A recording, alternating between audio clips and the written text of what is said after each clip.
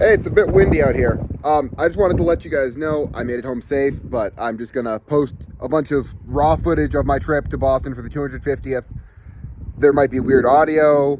It's not high quality. I was filming on my phone while trying to also fully enjoy the events, and so there are some events that didn't get filmed because I was just so into them, and also I, didn't want to block people behind me by holding my phone up. So I was nice. I didn't get all the footage I wanted to, but I at least wasn't like some of the people in front of me blocking like crazy. You'll see the part I'm annoyed about when I get there, but really, I'm happy to be back. So glad to be able to be there for the 250th and enjoy the footage. All right, I just got out of work early. I'm about to begin my drive to Boston. Heading south To Boston. Beantown, baby. Beantown, that's where we're going. Let's go. We're only about an hour south and already there's no snow-laden pines anymore and I can see grass. There we go. A bit of snow's back on that mountain that you can't see anymore. Yeah, there we go. We're back in snow. Okay. It's only gonna get worse as we get farther south. Losing all my pretty snow. Oh, there's ski slopes. I don't think you guys can see them, but there are people skiing, and we're going through the notch. Oh, how pretty is that? We're really in civilization.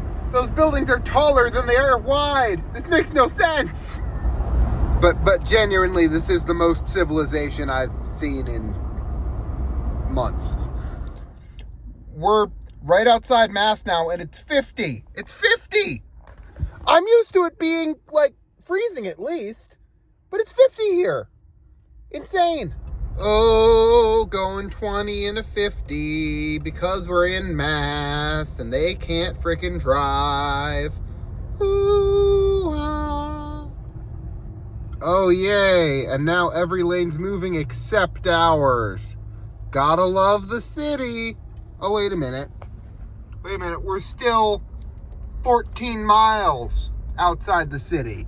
And this is how bad it is. This is why I don't live in a city. Made it in. Faneuil Hall is right over there.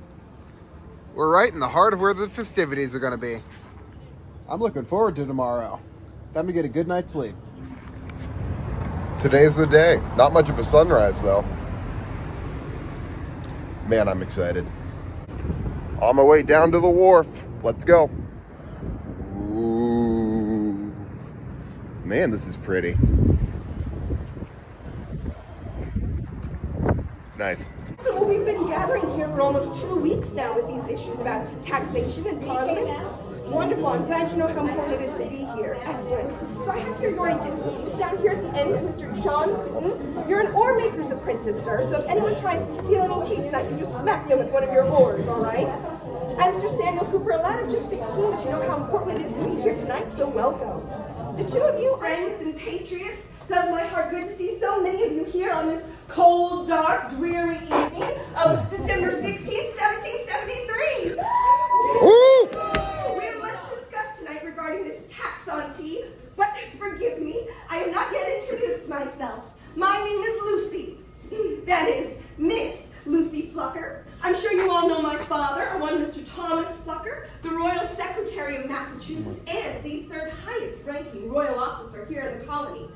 But before you go calling me a loyalist and running me out of the meeting house, I'll have you remember, there is a wide range of feelings about Parliament present in Boston. Why, neighbors, business partners, even friends find themselves divided on matters of politics.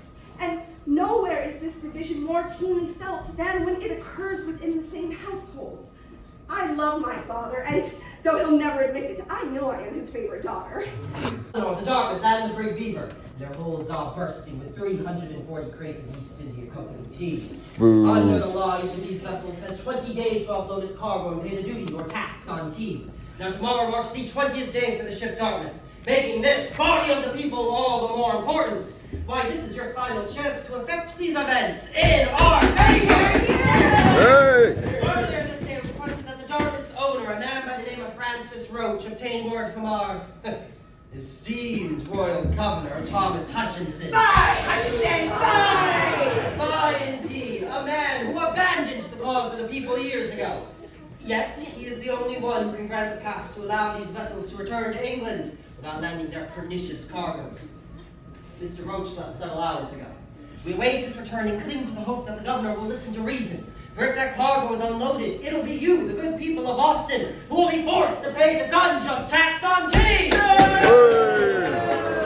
As we all know, this is not the first time Parliament has set forth taxes upon us without our consent. It was only 8 short years ago, in 1765, Lord Granville saw fit to tax our letters, our newspapers, all of our printed documents under the Stamp Act. Even all marriage licenses and death certificates. Now, death and taxes are displeasurable enough as is. But only those in Parliament would stoop so low as to combine with them. Many were outraged by the Stamp Act. Many sent to the streets. I'm not the only one to be outspoken on these issues. As I see, we have Thomas Porter with us. Now, Mr. Porter, you are quite vocal on these issues of taxation, so what say you on this matter? Parliament not only taxed our paper and ink, they even taxed our playing cards and dice. And sir, I see you're just as angry as you were 8 years ago. Yes, well, we were told that these taxes were meant to pay our debt from the French and Indian War.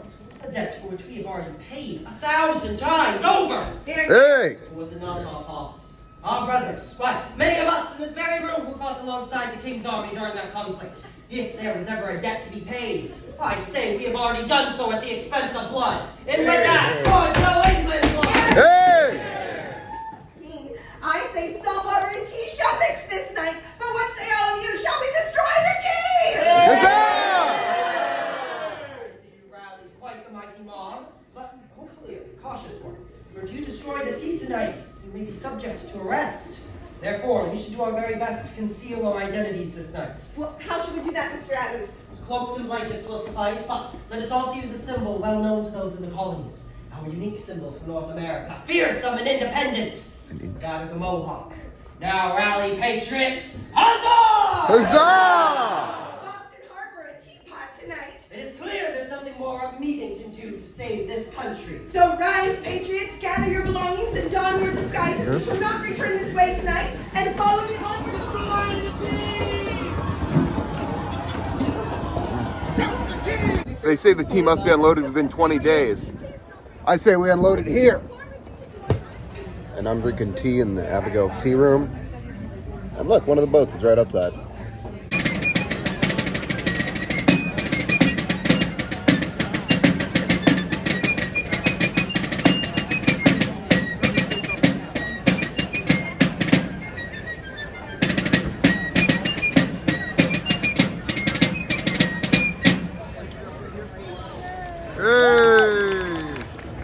We're standing right across from Faneuil Hall. I'm not really sure how to pronounce it, but there it is. It is being decided the fate of the tea right now. If you come over here, you'll see a crowd gathered. They cannot fit everyone inside. The Daughters of Liberty are gathered there, while the Sons of Liberty make their decision inside. In mere hours from now, the tea will be dumped in the harbor, although we do not know that decision to be made yet, as they are deciding as we speak. And I am right here, watching it all unfold. Then guard your rights, Americans. Don't bend to lawless sway. Oppose, oppose, oppose, oppose for a free America. Oppose, oppose, oppose, oppose for a free America. That is the fattest pigeon I've ever seen. He looks like an angry bird like that. Jeez. Oh my gosh. There's like no neck on him. He's just a ball. Whoa! It's unconscionable! I am so provoked, I can hardly bring myself to read such repeated insults on such a respectable body of country. Yeah. In faithfulness to my trust, and as His Majesty's representative within the province, I am bound. It's he, that shadow of a man who can scarcely support his withered carcass or his hoary head? Is he a representation of our Majesty? I move that a free and sensible people, when they feel themselves injured, should always have the right to consult for their safety. Yeah. I uphold to you that this meeting is so far from being riotous. I mean, you are as orderly and regular as any group of people whatsoever. As the House of Representatives. As the House of Commons themselves. Yeah. Thank you, Mr. Adams. Mr. Greenleaf, out of due respect for your office, it is clear that this body intends to continue. I have no doubt that the governor awaits a reply to his proclamation. You may now take your leave in deliverance, sir. Uphill battles, setbacks, and injustices. But you know, Americans, we got grit. We fight for what we need. And what's right.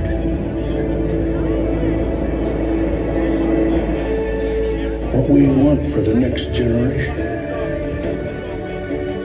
We take care of each other when it gets rough.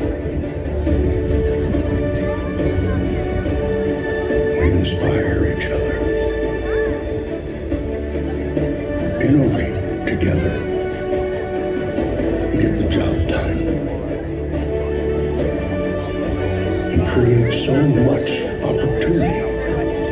Heck, that's probably why folks have been inspired to come here for so long. And now, we've got a pretty big anniversary coming up.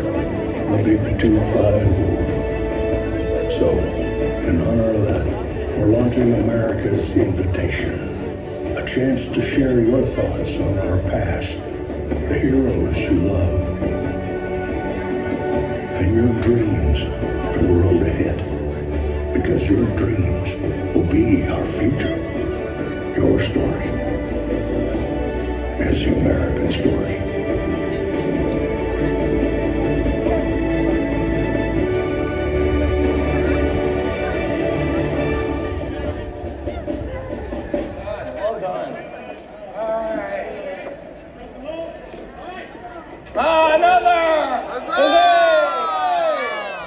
That I greatly admire. The people should never rise without doing something to remember, something notable and striking. The destruction of the team is so bold, so daring, so firm, intrepid and inflexible, and must have important consequences and so lasting that I can't but consider it as an epocha in history.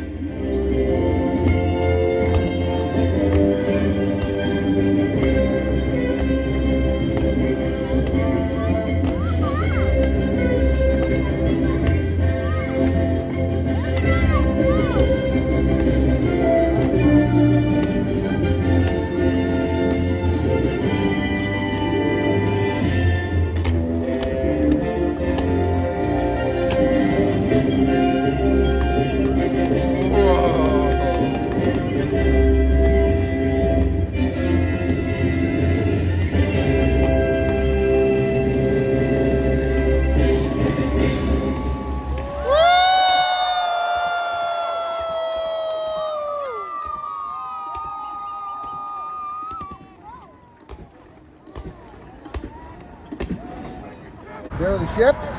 I just broke my tee off and let's, dump it in. There we go. So I just checked my footage and it turns out I wasn't actually rolling when I went by it, but if you look over there, that is the hall where the Boston Massacre happened. Well, that about wraps it up. Hope you liked it.